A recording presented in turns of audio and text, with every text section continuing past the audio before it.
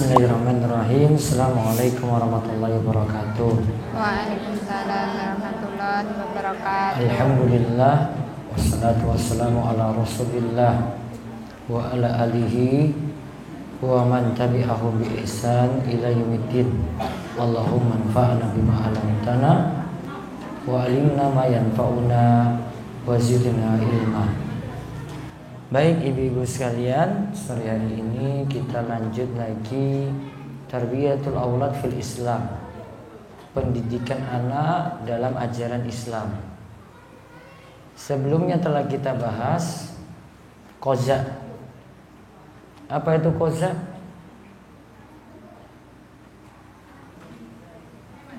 Mencukur sebagian rambut. Kurang satu lagi. Habis.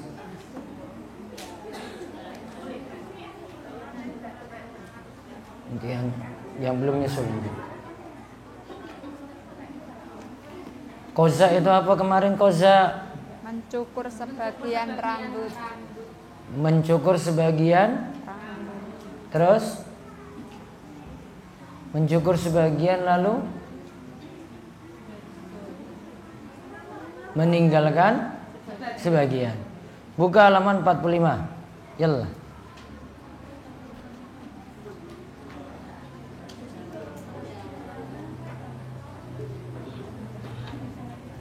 Kenapa kemarin qoza enggak boleh? Hikmahnya apa? Hikmahnya apa? Zalim pada apa? Kepala. Iya pada kepala. Kenapa zalim pada kepala? Karena tidak sama. Yang satu kepanasan, yang satu enggak. Sama seperti Nabi SAW melihat kalau kita pakai sendal, sendalnya putus satu. Biar adil apa? Pakai dua-duanya atau lepas dua-duanya. Karena kalau satu saja kaki yang pakai, yang tidak kena, yang tidak pakai sendal tadi terzolimi. Maka Islam berbuat adil dengan cara yang satu ketika putus maka dua-duanya dilepas sendalnya. Nah sekarang dibaca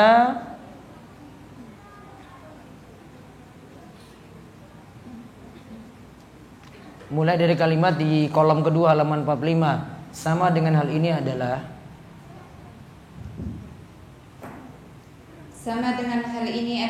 bahwa Rasulullah SAW melarang duduk di antara sinar matahari dan bayang-bayang, sebab tindakan itu merupakan kezaliman kepada sebagian anggota badan. Demikian juga Rasulullah SAW melarang berjalan dengan memakai satu alas kaki saja, tetapi hendaknya dia memakai semuanya atau melepas semuanya. Nah, tadi sendal copot satu, putus satu. Maka biar adil ya, dilepas dua-duanya. Kalau dua-duanya bisa dipakai, dipakai dua-duanya. Yang dilarang di sini adalah ketika berjalan. Berjalan dengan satu sendal saja. Namun kalau duduk cuma satu sendal, orang masalah. Lagi nongkrong, dia baru pakai satu sendal saja, atau baru berdiri pakai satu sendal saja tidak masalah. Yang bermasalah itu ketika lagi jalan cuma pakai satu sandal. Contoh di sini lagi melarang duduk di antara sinar matahari dan bayang-bayang. Kepiye itu? Jadi satu kena sinar, satu ketutup bayang-bayang. Jadi gosong sebelah, separuh. Jadi seiki. Ini ireng kena sinar matahari terus, yang ini tidak kena sinar. Nah, disuruh adil. Ya kalau mau ya sudah dua-duanya kena panas semua, bagian kena panas. Gak bagian kanan saja, namun kanan dan kirinya kena panas. Atau tidak, ya dua-duanya aman dari sinar matahari tadi. Terus di bawahnya lagi hikmah yang lain. Hikmah yang lain adalah bahwa Rasulullah SAW sangat menekankan kepada seorang muslim agar tampil di hadapan masyarakat dengan penampilan yang layak. Sedangkan mencukur sebagian rambut dan membiarkan sebagiannya dapat menghilangkan kewibawaan dan keindahan seorang muslim. Selanjutnya akan menghilangkan kepribadian Islami yang menjadi pembeda seorang muslim dengan penganut agama lain serta semua orang fasik dan menyimpang. Nah, berarti hikmah lainnya digarisbawahi. Seorang muslim agar tampil di hadapan masyarakat dengan penampilan yang layak. Kalau cuma kozak tadi, penampilannya nggak bagus. Orang nilai ini bukan orang baik-baik. Entah dia ikut model tertentu, entah ikut anak-anak nakal, entah juga ikut anak-anak pang. Macam-macam maksudnya. Maka yang bagus yaitu dihindari karena itu tampilannya orang-orang fasik. Terus di bawahnya lagi. Namun ironis sekali mayoritas orang tua dan pendidik tidak mengetahui hukum-hukum seperti ini sama sekali. Bahkan kita dapati kebanyakan dari mereka ketika kita sampaikan hukum ini tampak rasa heran dan aneh terhadap apa yang kita sampaikan. Hal ini disebabkan mereka tidak terbiasa serta tidak melihat orang yang menerapkan dan mengamalkannya kecuali orang yang dirahmati saja. Ingin rasanya saya membisikkan ke telinga mereka, sesungguhnya kejahilan terhadap syariat Islam itu bukanlah suatu keringanan. Adapun keterbatasan dalam mengetahui perkara-perkara yang diwajibkan dalam agama dan pendidik anak-anaknya tidak akan bisa menyelamatkan dirinya dari sebuah tanggung jawab yang akan ditanyakan nanti pada hari kiamat. Hukum-hukum yang telah kami sebutkan di atas meskipun hanya sebatas sunnah-sunnah atau anjuran-anjuran, tetapi tetap harus diamalkan dan diterapkan semaksimal mungkin di dalam keluarga, anak-anak, kerabat, dan tetangga kita. Karena jika kepada urusan yang sunnah kita berani meremehkan, maka akan berimbas juga kepada urusan yang diwajibkan, kemudian akan meremehkan urusan yang difardukan. Kemudian akan meremehkan ajaran Islam secara keseluruhan. Pada akhirnya seorang muslim akan terjerumus ke dalam kekafiran yang terang-terangan dan kesesatan yang nyata dan lepaslah ia dari agamanya. Hendaklah para pendidik mengambil hukum-hukum dan menerapkan anjuran-anjuran ini kepada anak-anak sehingga mereka mendapatkan keridhaan dari Allah dan bisa merealisasikan ajaran Islam dalam perkataan dan perbuatan. Semoga Allah memenangkan mereka atas musuh-musuhnya dan mengembalikan kejayaan mereka yang hilang. Dan Allah maha mampu terhadap semua itu. Nah sekarang berarti kita tulis sebab-sebab kozak dilarang.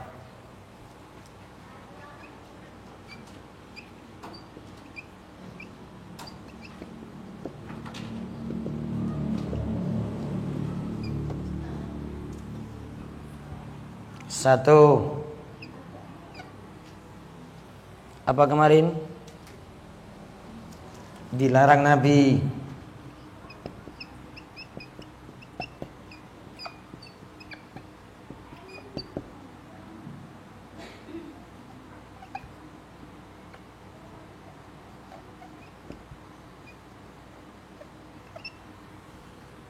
Dua,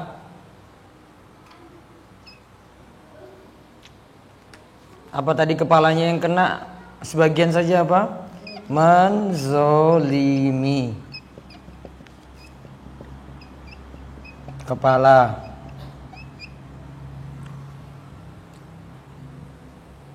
Yang ketiga, meniru.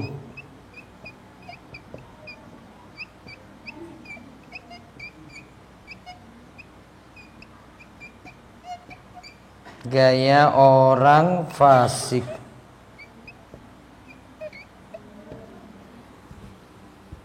Nah ini tiga alasannya.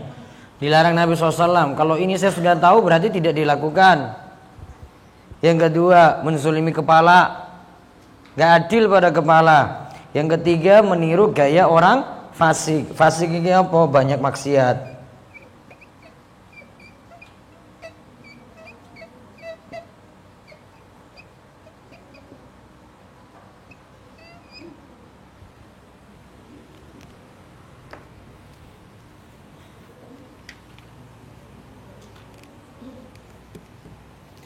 Itu sama nanti penerapannya dengan cuma memakai satu sendal saja ketika berjalan, juga saat matahari kena sebagian, ya, yang lainnya kena bayang-bayang.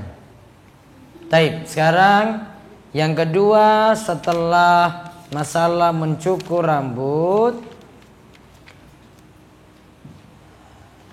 tadi pada saat kelahiran itu ada adab-adabnya. Sekarang pemberian nama nomor 2. Dibaca.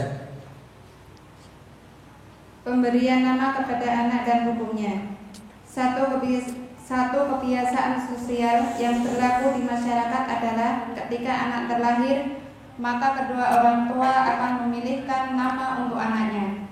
Agama Islam dengan syariatnya yang sempurna sangat menjaga dan memperhatikan perkara ini dengan meletakkan hukum-hukum sebagai bentuk penjagaan dan perhatiannya. Dengan demikian, umat Islam mengetahui perkara yang berkaitan dengan kelahiran serta mengangkat derajat anak tersebut dan setiap hal yang berhubungan dengan pendidikan. Dalam pembahasan kali ini akan kami paparkan pembahasan seputar memberi nama kepada anak sebagaimana yang telah diajarkan oleh Islam. Baca lagi, kapan anak diberi nama? A. Kapan anak diberi nama? Diriwayatkan oleh Ashabus Sunan bahwa Samurah berkata, Rasulullah SAW bersabda, setiap anak digadaikan dengan akikahnya, disembelihkan binatang untuknya pada hari ke-7 dari kelahirannya, kemudian dicukur dan diberi nama pada hari itu pula. Hadis ini menetapkan bahwa pemberian nama dilaksanakan pada hari ke-7. Namun ada juga beberapa riwayat yang menjelaskan bahwa pemberian nama dilaksanakan pada saat kelahiran langsung, yaitu sebagai berikut. Nah, lihat, berarti ada 2 waktu pemberian nama. Setelah kita bahas qoza,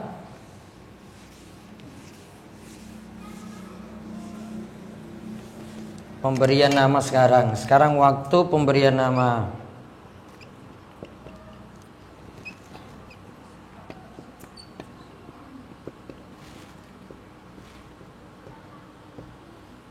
Bisa pada hari ke-7,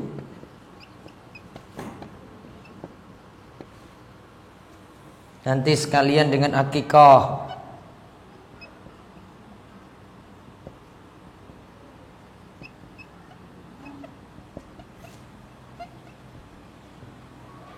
Ya, bisa juga nanti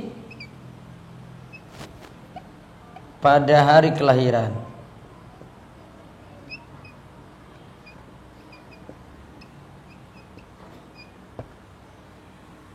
Bisa milih pada hari ke-7, bisa milih pada hari kelahiran. Lahir langsung beri nama. Kalau hari ke-7 tadi dalilnya sudah disebutkan. Sekarang kita lihat dalil yang menyebutkan kalau saat lahir langsung diberi nama. Monggo. Diriwayatkan oleh Al-Bukhari dan Muslim bahwa Sahil bin Sa'ad Asy-Syaidi radhiyallahu anhu berkata, Al-Mudir bin Abi Usaid dibawa kepada Rasulullah SAW ketika baru dilahirkan. Kemudian Rasulullah SAW meletakkannya di atas pahanya, sedangkan Abu Usaid duduk. Lalu Rasulullah SAW bersenda gurau dengan apa yang ada pada kedua tangannya. Kemudian Abu Usaid menyuruh agar anaknya diambil dari Rasulullah. Lalu beliau bertanya, di mana anak itu? Abu Usaid menjawab, sudah kupulangkan wahai Rasulullah. Beliau bertanya lagi, siapa namanya?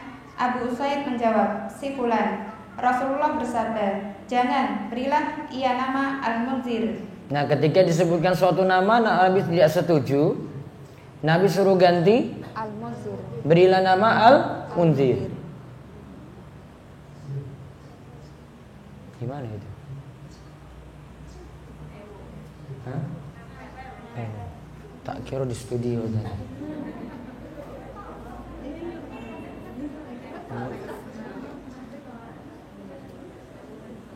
Tadi diberi nama apa? Al-Munzir. Nah, itu dalil diberi nama pada hari pertama. Sekarang berikutnya lagi diriwayatkan oleh Muslim.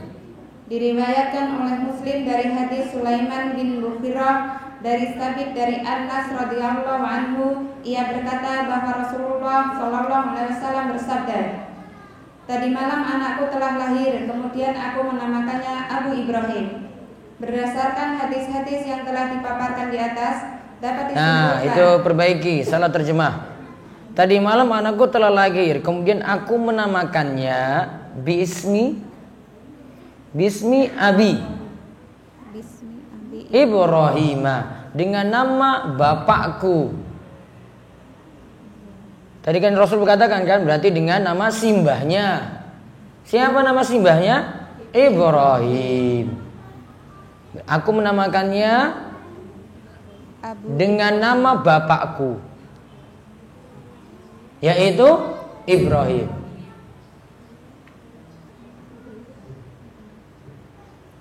Aku menamakannya dengan nama bapakku. Bapakku artinya apa?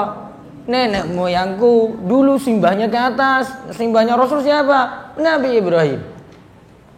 Terus berdasarkan hadis-hadis yang telah dipaparkan di atas, dapat disimpulkan bahwa terdapat kelonggaran dalam pemberian nama, baik pemberian tersebut ketika anak lahir langsung atau mengundurnya pada hari ketiga atau bersamaan dengan akikahnya, yaitu pada hari ke-7. Nah, bisa juga pada hari ketiga.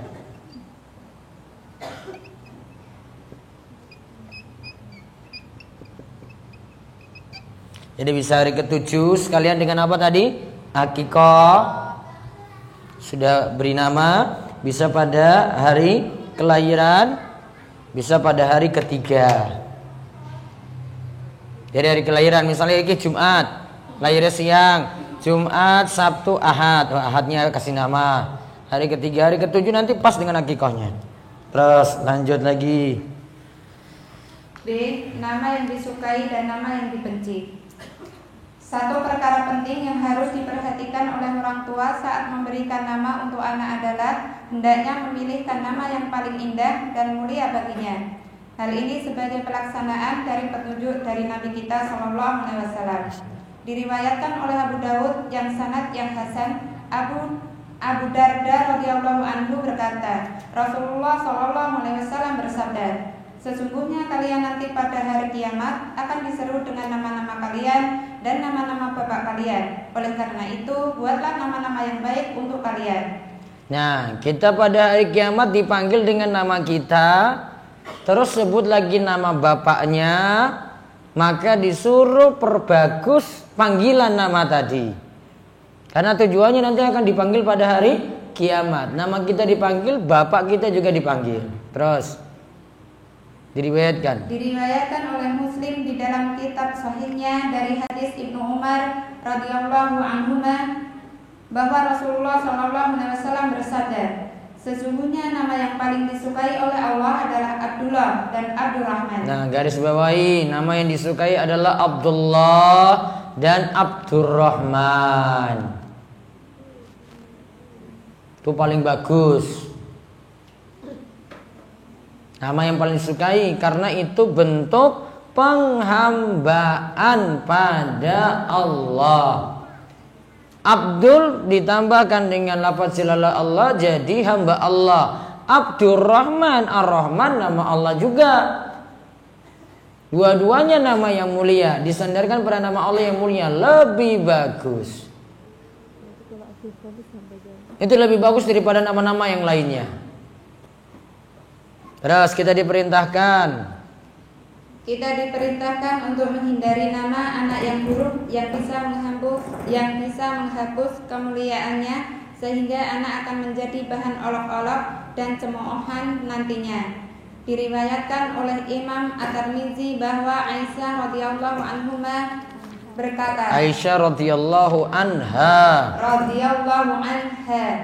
berkata, Nabi pernah mengubah nama-nama yang buruk. Nabi pernah merubah nama-nama yang buruk. Kita lihat di bawahnya.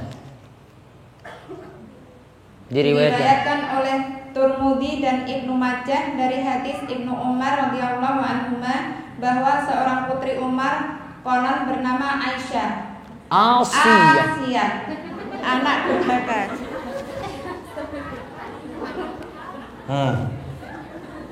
Inilah. Siapa tadi anaknya siapa? Putrinya Umar. Ini tulisannya kayak gini.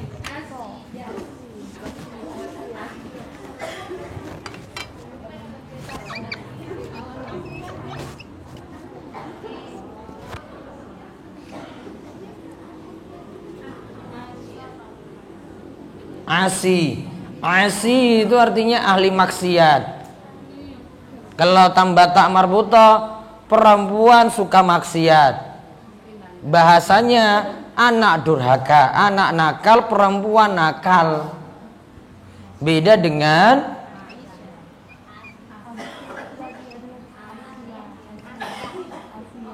Asia.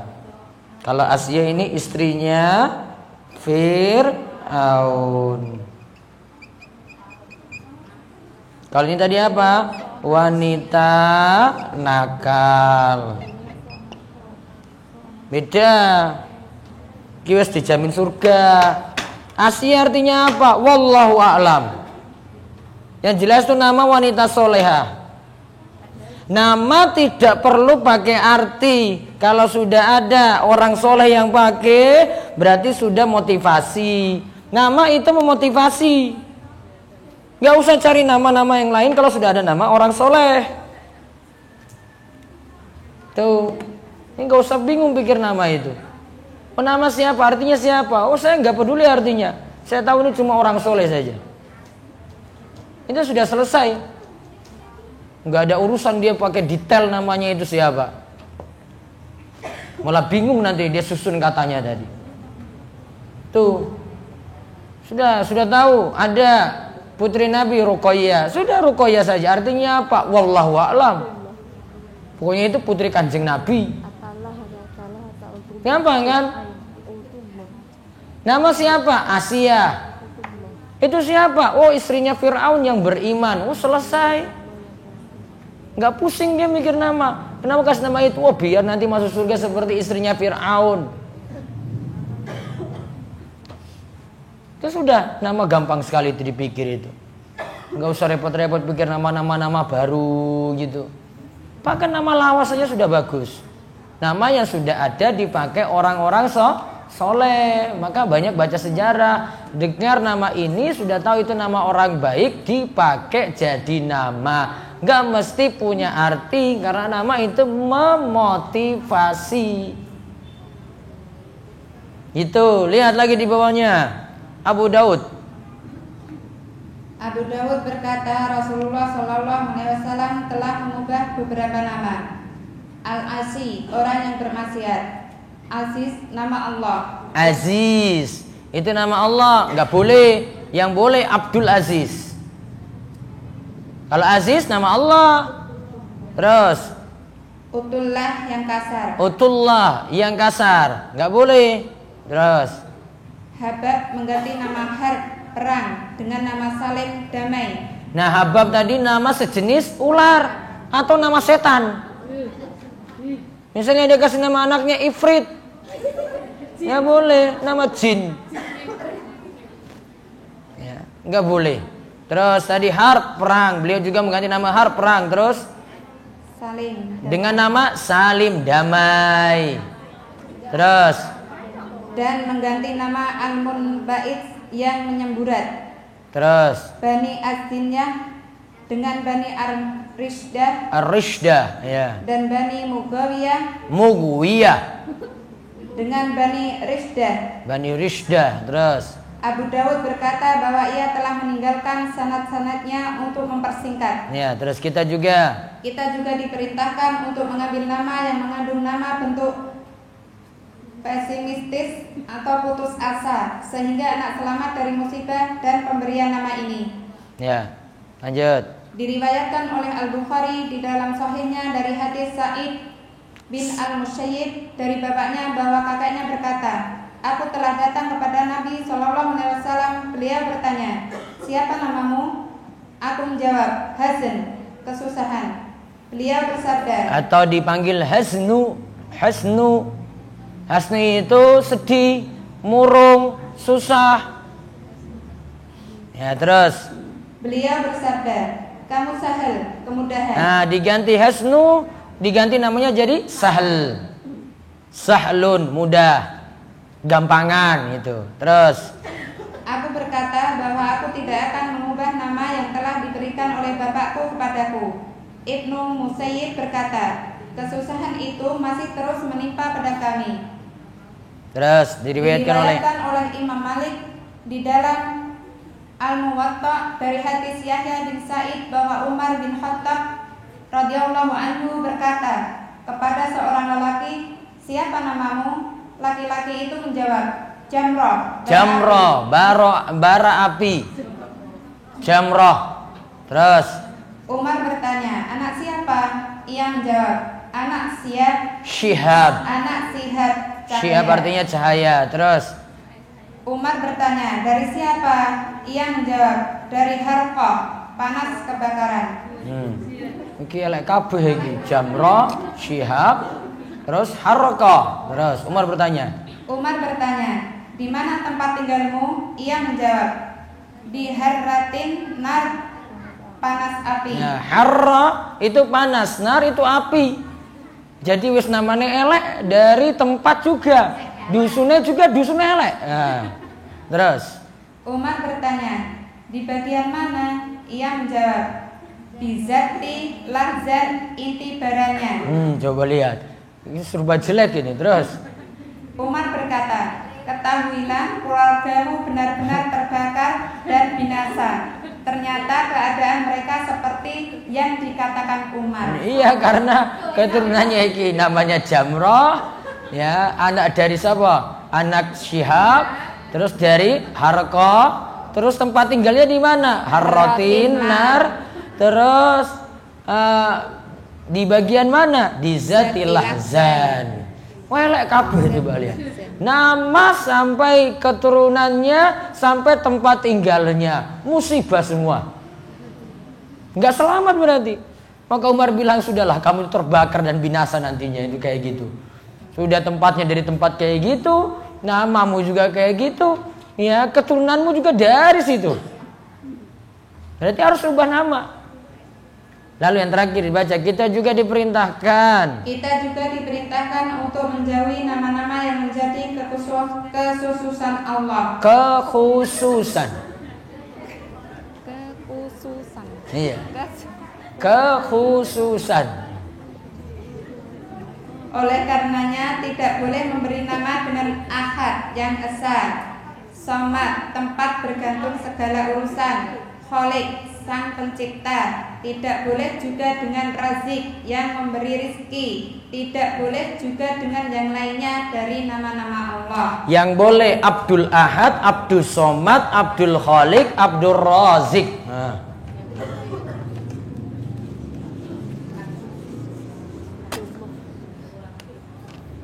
Yang boleh apa? Siapa? Abdul Ahad, terus Abdul Somad, terus Abdul Khalik,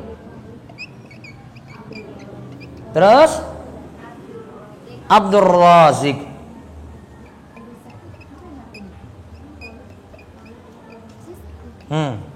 Nggak boleh pakai ahadnya saja, nggak boleh pakai somadnya saja, nggak boleh pakai holik saja, nggak boleh pakai rozik saja. Ini ahad itu Maha Esa, somad itu tempat bergantung semua makhluk, holik sang pencipta, rozik pemberi rizki. Kalau pakai Abdul berarti hamba dari ahad, hamba dari somad, hamba dari holik, hamba dari rozik. Harus pakai kata apa? Abdul.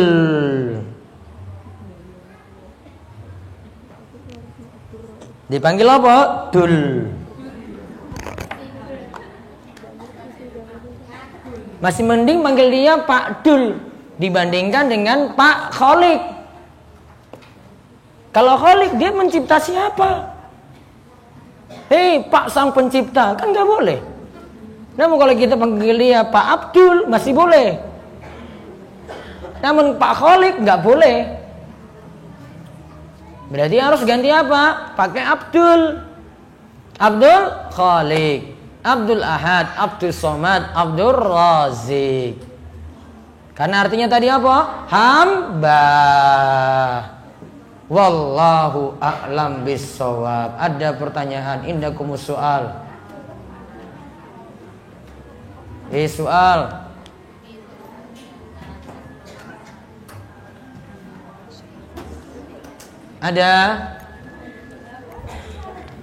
Ada pertanyaan? Tidak. Baik, kalau tidak ada kita cukupkan majelis kita sore ini. Setelah ini monggo makan malam. Monggo Bu. Waalaikumsalam warahmatullahi wabarakatuh.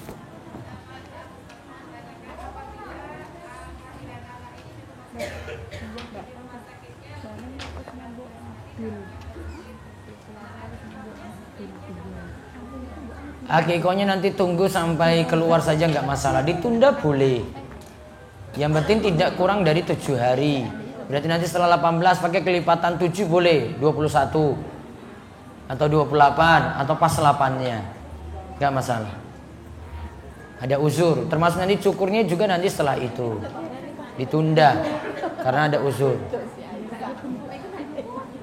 Ada lagi? Baik, cukup. Kita cukupkan, mungkin manfaat dan Allah beri kita tambahan ilmu dan bisa terus memperbaiki diri dan mengamalkan ilmu-ilmu yang kita pelajari. Kita tutup kalian doa kafaratul majelis. Subhanakallahumma bihamdika asyhadu an la ilaha illa anta astaghfiruka wa atubu ilaik. Assalamualaikum warahmatullahi wabarakatuh.